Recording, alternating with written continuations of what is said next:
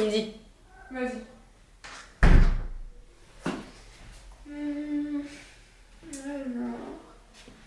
Kaiju. Alors, aujourd'hui, je vais vous présenter Kaiju. Du coup, je pense que vous connaissez puisqu'on en a beaucoup entendu parler. Il est très humoristique. C'est un manga que beaucoup des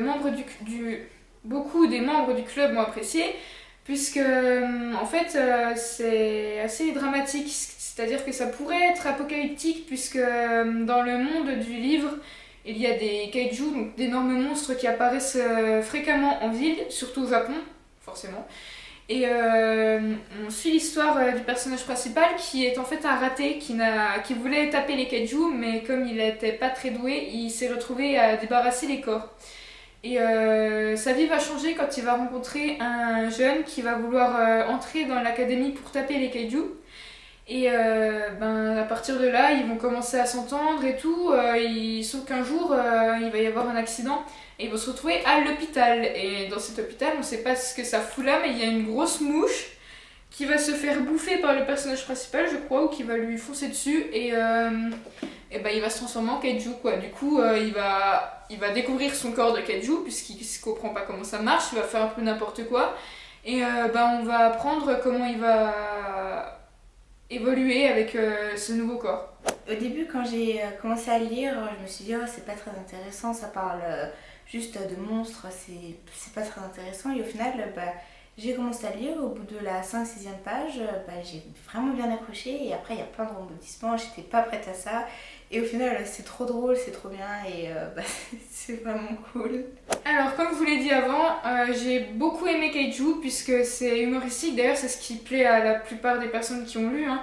C'est donc humoristique dans un univers assez glauque finalement, puisqu'il y a des kaiju partout, il y a plein de gens qui sont tués, il y a de la baston et tout. Et ça prend quand même vachement les codes des shonen, des grands shonen comme Naruto ou One Piece. Franchement, c'est agréable à lire, c'est sympa. Enfin, faites attention à pas être en public parce qu'en général, quand on rigole tout seul dans la classe, on a un peu l'air idiot. Et c'est sympa parce que ça réinvente un peu le shonen avec des codes qu'on a déjà vus mais qu'on voit plus beaucoup. Et ça réutilise des éléments assez connus comme le fameux examen d'entrée Hunter. Non. Il y a beaucoup de codes du shonen qui sont réutilisés, comme la meuf du héros, badass, où il est amoureux. Parce qu'il faut qu'il y ait une meuf pour qu'il soit amoureux. Moi j'ai adoré Kaiju numéro 8 pour deux raisons.